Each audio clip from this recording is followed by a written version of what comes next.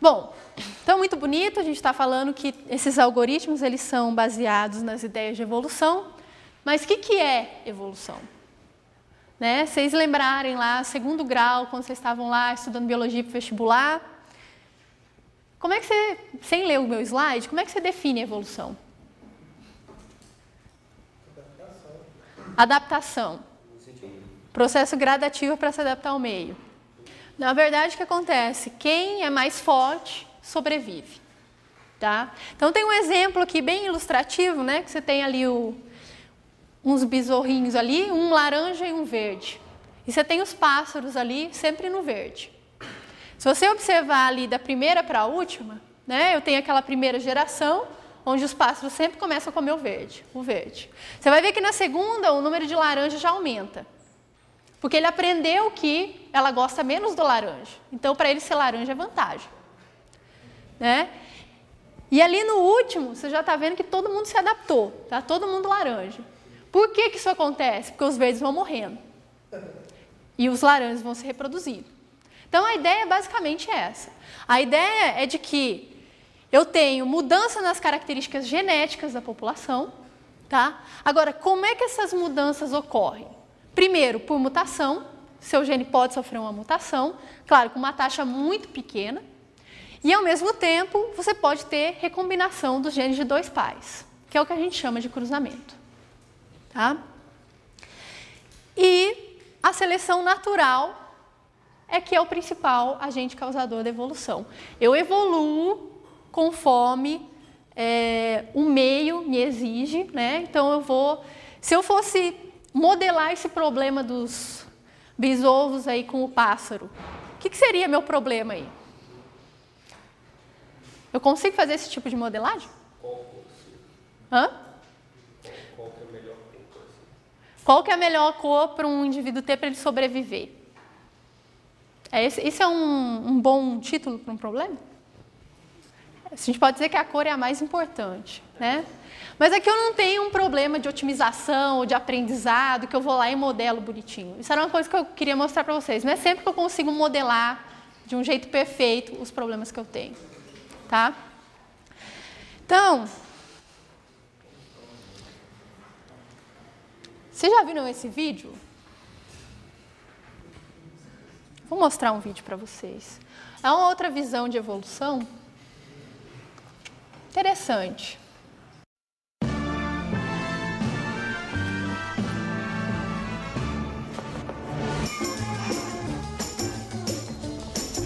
The rhythm of life is a powerful beat. Puts a tingle in your fingers and a tingle in your feet. Rhythm in your bedroom, rhythm in the street. Yes, the rhythm of life is a powerful beat. And the rhythm of life is a powerful beat. Puts a tingle in your fingers and a tingle in your feet. Rhythm in your bedroom, rhythm in the street. Yes, the rhythm of life is a powerful beat. Flip your wings and fly to your daddy. Take a dive and swim to your daddy. Hit the floor and rock his daddy.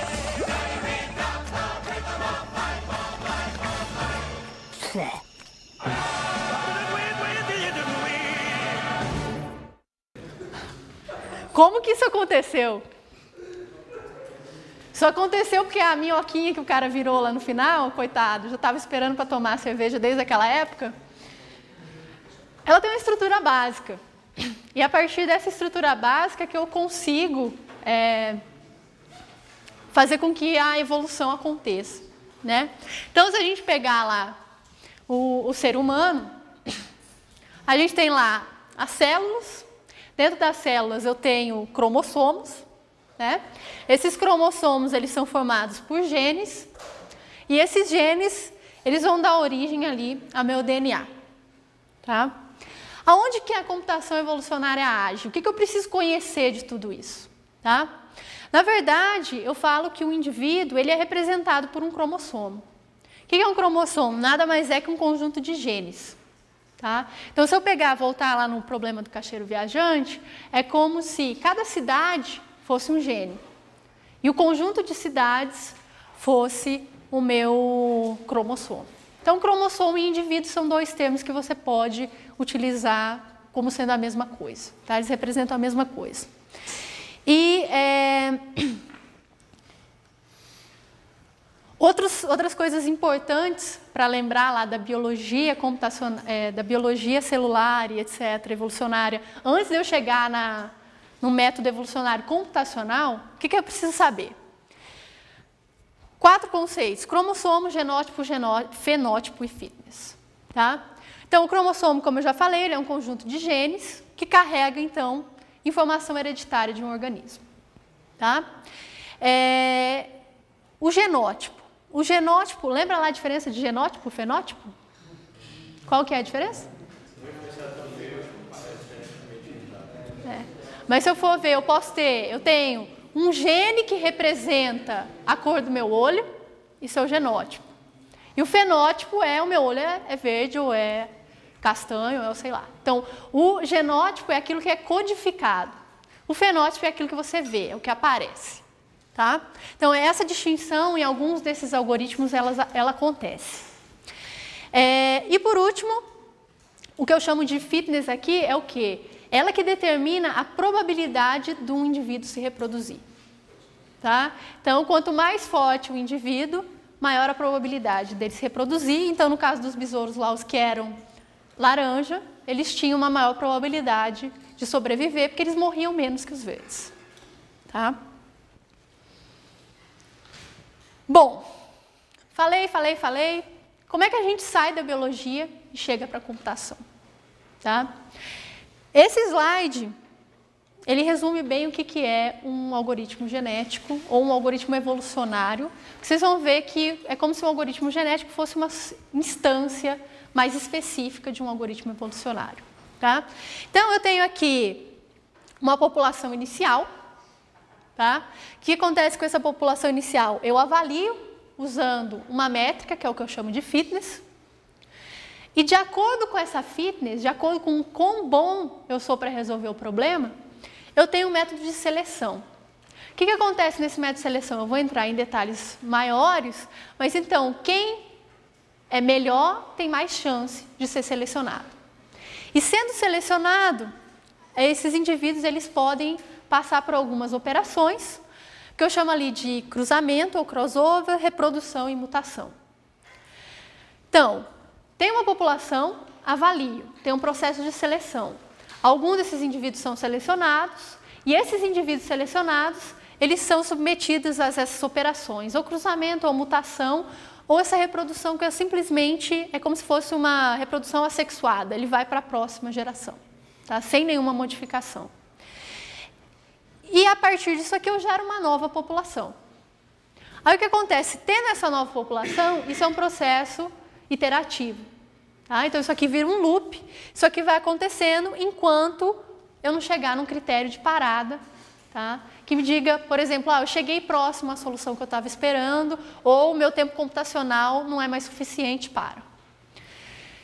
E nesse caso, o que eu faço? Eu calculo novamente, eu avalio esse indivíduo que é o melhor e eu retorno ele para o meu usuário como solução. Tá? Então, o que eu vou fazer agora? Eu vou falar rapidamente sobre cada uma dessas caixinhas aí no meu diagrama, porque eu sabendo instanciar cada um desses componentes, eu implemento o algoritmo genético ou evolucionário para resolver qualquer problema. Tá? Então,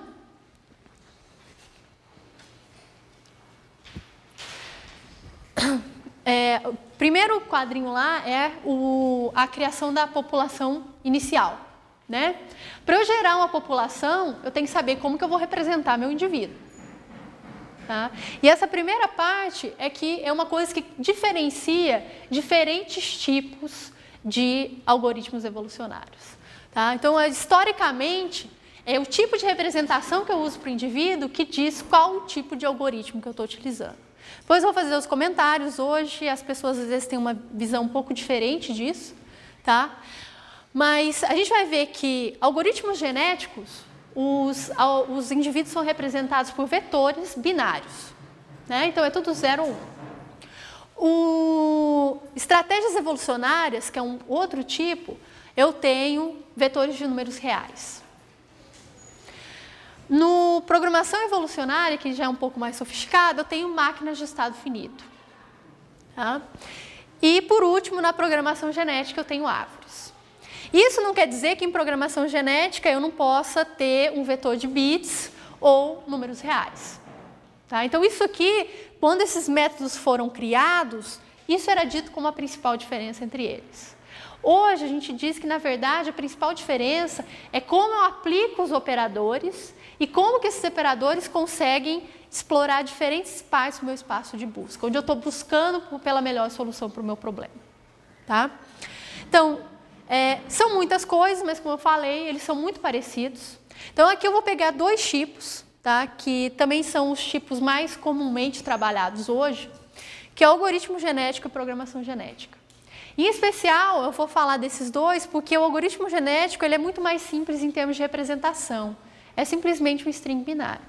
Enquanto que na programação genética eu tenho muito mais flexibilidade na hora de representar, porque eu posso ter uma árvore, ou binária, ou ternária, ou enária, tá? E é essa árvore que representa o meu indivíduo. Então, eu vou falar sobre esses dois métodos. E o que eu vou fazer? Eu vou pegar aquele fluxograma que eu acabei de mostrar para vocês e vou seguir passo a passo em como ele funcionaria nesses dois. Aí, dando um exemplo para ficar mais claro. Tá? Bom, então nós vamos começar com algoritmos genéticos. Então, ela é a técnica mais disseminada em algoritmos evolucionários. Tá?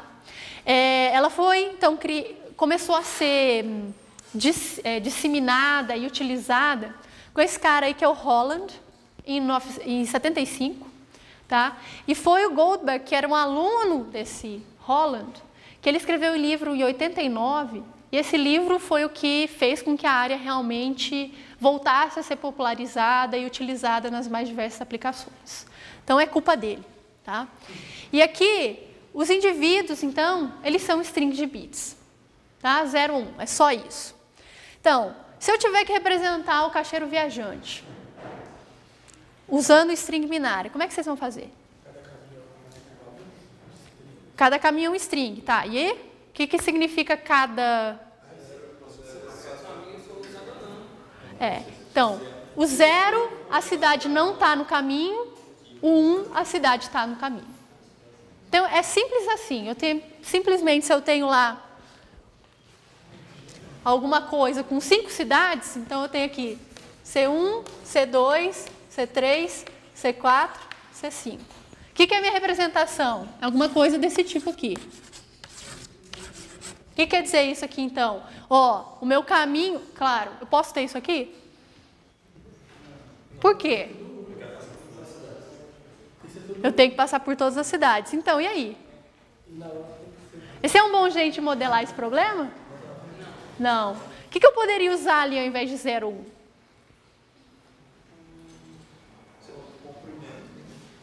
Comprimento? Quantas vezes passa pela cidade? Uma ou mais vezes? Mas no caixeiro eu posso passar mais de uma vez pela cidade? Não. Então, solução inválida. E aí, o que mais? Sequência de cidades que eu vou fazer pelo caminho. Tá? Então, vocês vão ver que com string binário, eu não consigo resolver esse problema. Mas se eu substituir isso aqui por simplesmente C2, C4, C3, C1, C5 e assumir que quando eu saio do 5 eu volto para o 2, perfeito. Aí eu posso fazer todas as combinações aqui possíveis para resolver esse problema. Agora, com 5 cidades, eu preciso de um algoritmo genético para resolver isso? Não. O número de combinações é pequeno. Eu consigo achar a melhor solução com o algoritmo exato. Agora, se eu tenho 2 milhões de cidades? Qual que é a ordem de complexidade do problema do caixeiro viajante? Vamos lá. Fatorial. É O de N fatorial. Então, se eu tenho 2 milhões de cidades, 2 milhões fatorial, que deve dar um número bem pequenininho. Então, prestar atenção sempre nesse detalhe. Tá? Isso aqui é bom quando o problema é difícil de ser resolvido em tempo polinomial. Tá? Mas vocês vão ver que, na verdade, para o caixeiro, eu tenho um conjunto de restrições para esse problema. Né? Então, primeiro, eu tenho que ter um grafo completo de entrada, todo conectado, para eu conhecer a distância entre todas as cidades. Dado esse grafo, eu sou obrigada a passar por todas as cidades. né? Eu tenho que voltar aqui para a primeira, então não pode ter repetição. Então, vocês vão ver que, às vezes, operações de cruzamento, mutação, podem causar repetição. Então, tem sempre um conjunto de restrições que tem que ser respeitadas.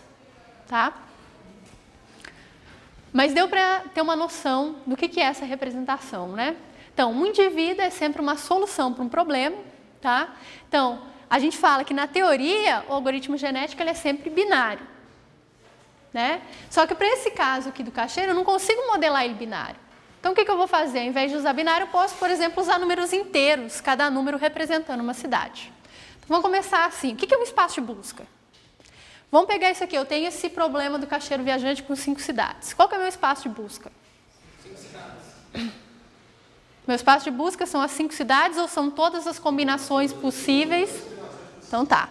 Meu espaço de busca são todas as combinações possíveis que eu posso gerar um caminho válido para o cacheiro viajante. Então, todas as combinações possíveis, excluindo repetições de cidades. Lógico, né? Mas, enfim, então, meu espaço de busca, ele sempre representa todas as soluções possíveis de serem criadas. Tá? Então, sempre que eu falar em espaço de busca, é isso. Então, o meu espaço de soluções para um problema, ele sempre é um subconjunto do meu espaço de busca. Tá? Porque se eu tenho lá meu cacheiro viajante com 2 milhões de cidades, nunca eu vou conseguir, em tempo polinomial ou decente, gerar todas as combinações possíveis. Então, o que eu faço? Eu vou em algumas regiões desse espaço. Tá? E quando eu tenho esses métodos que eles não consideram tudo, que eles vão simplesmente seguir numa região do espaço, como é que chama esses métodos? Vocês sabem? Quando eu não consigo uma solução exata para um problema, quando eu não consigo enumerar todo mundo, o que eu faço? Eu uso uma heurística. O que é uma heurística? Me dá um exemplo de uma heurística para resolver o problema do cacheiro viajante. Não, quero para o problema do cacheiro viajante uma heurística que resolve. Qual que é o jeito mais fácil de você fazer isso? Aleatório. Aleatório é uma heurística ótima. Guloso. O que é um método guloso? Eu vou sair do C1. O que eu faço? Eu vejo C1 para C2, para C3, para C4, para C5. Qual que é o menor caminho? Que seja C3. Esse aqui é 10, esse é 8, esse é 3 e esse é 5. O que o guloso faz? Ele vai pelo 3. Então, ele chega na C4. Chegou na C4, o que ele faz? Ele vê quem que é mais perto agora, o C3, o C2 ou o C5. Aí ele vai, por exemplo, aqui para o C5, para o C3. Chega no C3, eu vejo quem é mais perto, C2 ou C5. Isso é uma heurística. Eu não estou considerando que o C1 pode estar mais perto do C4, mas que o C4 pode ser muito longe do C3. Então, localmente, eu estou otimizando. Eu estou dizendo, ó, você saindo do C1, se você vai para uma cidade só, o melhor jeito é você vir para C4. Tá? Então, a gente diz que isso é uma estratégia local. Por que é local? Eu não sei o que vai acontecer depois. Eu estou considerando só a informação que eu tenho agora. Tá? Então, nesse caso aqui, quando eu uso uma heurística, a uma heurística pode ser local, pode ser global, e o problema do cacheiro viajante resolvido por uma heurística gulosa, ele te dá uma solução local. Tá? Bom, qualquer dúvida que vocês forem tendo sobre isso aqui, conforme eu for falando, eu vou voltando aqui e vou explicando.